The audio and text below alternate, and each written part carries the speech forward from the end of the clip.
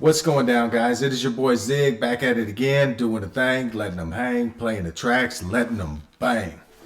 Messed up my intro. On this episode, we're going to be doing Aesop Rock, Get Out the Car. This one was requested in the comment section.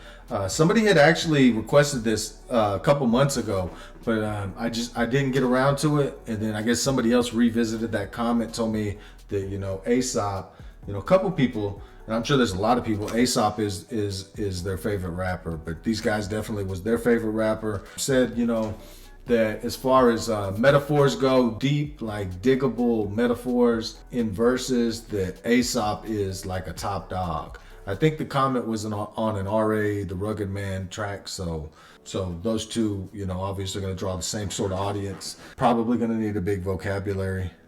I know that I've listened to some Aesop back in the past. I got my Rhyme Sayer shirt on. I'm a big Slug fan, obviously Atmosphere.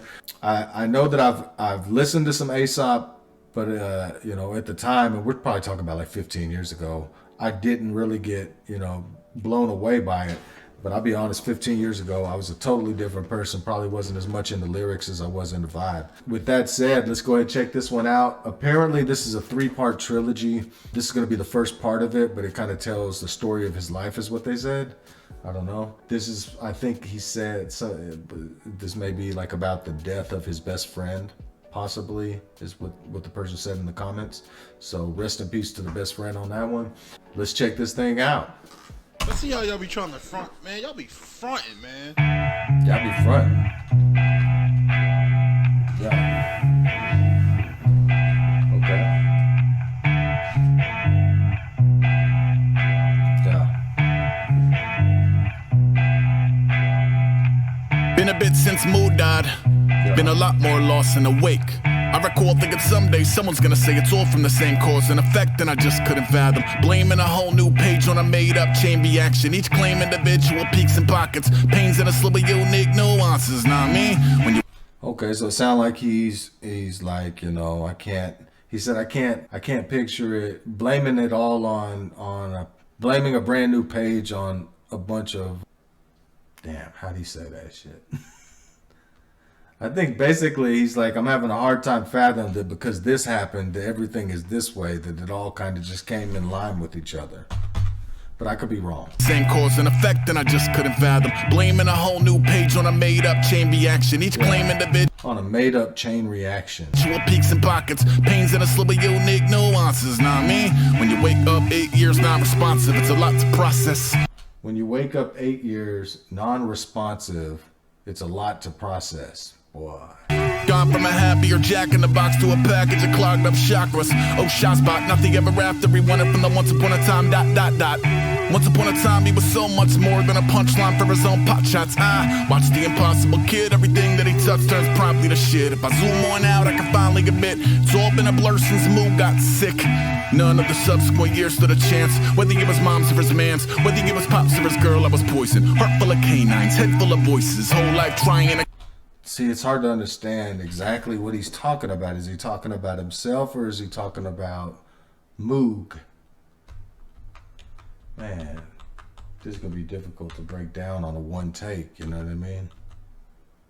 Been a bit since Mood died. Been a lot more lost and awake. Been a while since Moog died. Been a lot more lost than awake. I recall thinking someday someone's going to say it's all from the same cause and effect, and I just couldn't. He can recall someday, okay.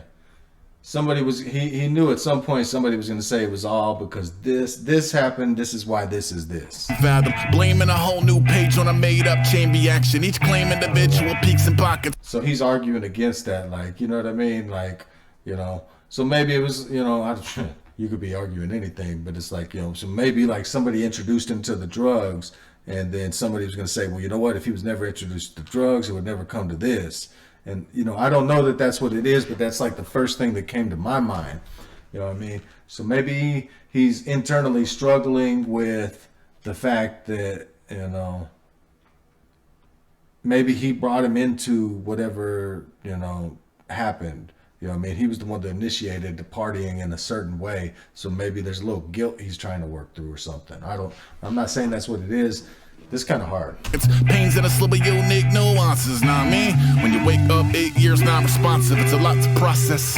Gone from a happier jack in the box to a package of clogged up chakras. Oh, shot spot, nothing ever after. We wanted from the once upon a time, ... Once upon a time, he was so much more than a punchline for his own pot shots. Once upon a time, he was so much more than a punchline for a bunch of pot shots. So, like, I guess towards the end of it, you know what I mean? It's like he became a joke to everybody around him, and everybody wanted to be like, look at this motherfucker. You know what I'm saying? He ain't doing shit with his life. But, you know, he's talking about, you know, there was a time not too long ago, 8 years ago, it sounds like, that, you know, he wasn't a joke, that everybody took him serious, and he was a force to be reckoned with, but through whatever has happened, you know what I mean, has caused him to fall off, and now everybody thinks they could just throw easy shots at him like he ain't nothing. Watch the impossible kid, everything that he touched turns promptly to shit. If I zoom I watched the impossible kid, everything that he touches turns probably to shit. on out, I can finally admit, it's all been a blur since Moo got sick. He said, now that I'm having a chance to sit back and look at it, it's all been a blur since Moog got sick. So maybe Moog got sick 8 years ago, and then now he's coming out of a fog of like drugs and alcohol. And he's waking up sober now, trying to figure out what has just happened over the last 8 years. None of the subsequent years stood a chance. Whether it was mom's or his man's, whether it was pop's or his girl, I was poison. Heart full of canines. Head Okay, so whether you're his pops or his girl or his friends, I was poisoned. So yeah, obviously he must have introduced him to something. Maybe. full of voices, whole life trying to quiet him down like a suicide king with a knife in his crown. Hounds at bay, but they just won't stay. Whole life trying to quiet the voices in his head like a suicide king with a knife at his head. You know what I'm saying? Trying to kill them internal demons, you know what I mean? Trying to quiet them voices of depression and of like self-doubt and, you know, all the things that come along with mental illness. Trying to quiet him down like a suicide king with a knife in his crown. Hounds at bay, but they just won't stay. True friendship in a tugboat way. Got the hounds at bay, so got the dogs at bay, but they just won't stay. Ego dark in the face of the fucked. When the fucked was a friend, I was basically done. Into the woods, got was alien tongue. It was that or a textbook fake and a funk, and I can't. Here go the hindsight. 8 years been one long blindside. I could pinpoint 7 more turns that occurred because he never really healed from the first. Oh, what a world, and he hack is a myth, and he dap is a... Okay, so a bunch of bad turns happened after, you know, because he couldn't deal with the grief. You know what I mean? And, post-traumatic stress. You know what I mean? I don't know if that's the proper term for it, but that's essentially what it is. You know, when something really crazy happens, you know, you don't deal with it, you don't grieve it properly. Sometimes it can throw everything off track. You know what I'm saying? And that goes back to the beginning of the song where he's like, I knew at some point everybody was going to say, you know what I mean, that it was all this big thing of cause and effect. You know what I mean? And, but, you know, you do have to say that because when really traumatic shit happens, you know what I mean? It does change your outlook. It does change what everything's about, especially if, you know, your future involves certain people and those people are no longer there, man. That castle you were building, you know what I mean? What, you going to go live in it alone? You know what I mean? Probably not. Gonna have to find a new, you know, reason or whatever. So. Joke, and he map as a trick, and he graph as a hoax. Ease on down, I'm burning up, I'm bleeding out. No one ain't half the battle, that's a bullshit quip written by some asshole. No one ain't half the battle. That's a bullshit quip written by some asshole. That's true, you know what I mean? Hey, in some circumstances, no one might be half the battle, but, you know, there's a lot of ones where that would not apply to, you know? On G.I. Joe, that's a good quip. But, you know, when applied to life, especially from a depressive state or, you know, putting it and applying it to some things, obviously it's not gonna fucking help. You can own what you are and still sit around stoned in your car, not doing shit, halfway to nil, cranky and waiting for a boss key and hat full of bills. Yeah. Get out the car race. Yeah. Okay. Yeah, I like that. Here, back that up.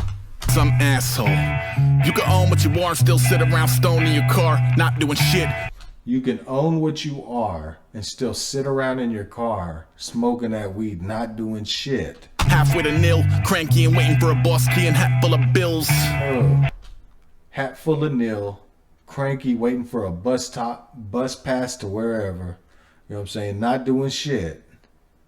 Moping, feeling sad and depressed, sulking on the past. Get Get out the or you can get the fuck out the car. car race. You know what I'm saying? Get the fuck out the car. 8 years you've been sitting in that car depressed and shit. It's time to fucking get up and move. You know what I'm saying? I like that. That shit's deep. Super deep. It was kind of hard to, it's still kind of hard. I probably had to like listen to it a few times and probably like even look in to try and figure out what that meant, because that was a lot. But really dope and definitely authentic and real from the heart. That's the first part of the trilogy. So we're gonna move on to the next one. I think the next one is called Shrunk. Shrunk, they said, was part 2. So I'm gonna go straight to doing that one. I'm gonna react to that next. But I appreciate you guys tuning in. Make sure to leave a like, leave a comment. Welcome to my channel. Hit that subscribe button. Join the fam. We trying to do this every day. I can't do it every day, but I try to. I'm gonna try and drop one every day. And if I do miss a day or miss a few days, you know it happens. But I'll be back soon. Anyways, I appreciate you guys tuning in. Till the next time I see you, stay blessed and holla.